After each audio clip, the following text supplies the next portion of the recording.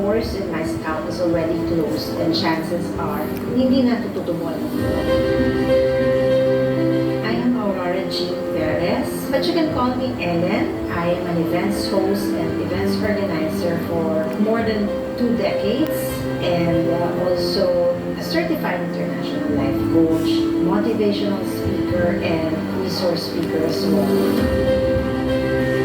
What I can say is Benson is that they're really into that core of having really a transformation or change and giving that hope and the results.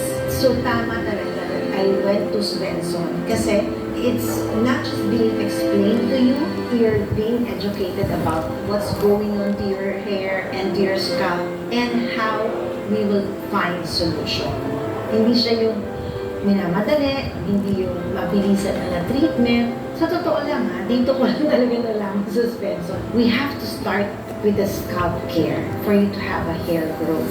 Number 1, the corrective treatment. I love it. I like it so much. Gumaang yung pakiramdam ko na hindi na nag-oily ang hair ko. Na-cleanse na yung scalp.